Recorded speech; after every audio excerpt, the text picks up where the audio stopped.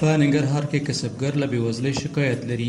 دا د ننګرهار ولایت د مرکز جلال آباد ښار د پښګرو ځانګړې کوڅه ده.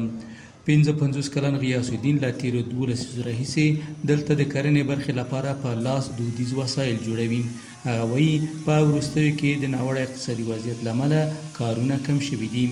دغلته یو کلنګ اخیسته، یو قلم اخیسته، یو څټک اخیسته، موږ روزګار ورسره ښو.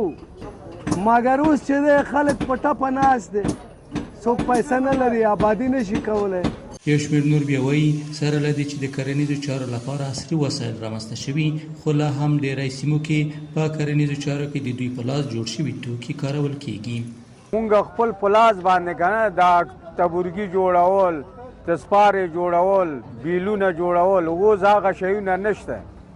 اوس ټول د خارج نه راځي، د چین نه راځي، دغه بیلچې راځي د بیل په ځای باندې، دغه قلبې دغه دي ټریکټر دي قلبې کوي. کله چې په کار شي نو هغه بیا شو بس همدې انګران د سامان اخلو، لور اخلو تېنه تبرګی شي، فصلاتي نور سامان شي. دا په دې خاطر باندې چې دوه ښه شی استعمالوي. اوسپنه هم ښه ده او هغه د بازار ته شی چې هغه داسې د لږ وخت دپاره کار کوي که نه. اخوا د انګرانو ټولنې مسؤلین بیا وایي د لوړې مالیې له امله د کسبګرو کارونه خراب شوي دي. دوی لور او تبرګي او رمبي جوړوي، دې کې به دوی څه شی اصول کې چې دوی باندې مالیه راځي، یو پر 2 یو پر 3 مالیه راځي. او دویم دا چې دا د جلال آباد برقونه، جانیټري برقونه راځي، کیلوواټ 75 روپۍ برقونه دي. ډېر ستونزې دي د افغانانو او د افغانستان د خلکو، خصوصا د کاریګر د طبقې ډېر زیات مشکلات دي.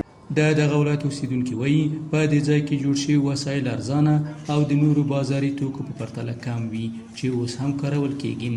دغه کسبګر په داسې حال کې د خپل کاروبار له خرابوالي شکایت لري چې په دې وروستیو کې په هیواد کې وزګاري زیاته شوې او په ورته وخت کې د طالبانو لخوا د لوړې مالیې اخیستو دوی له ګڼو ستونزو سره مخ کړي دي.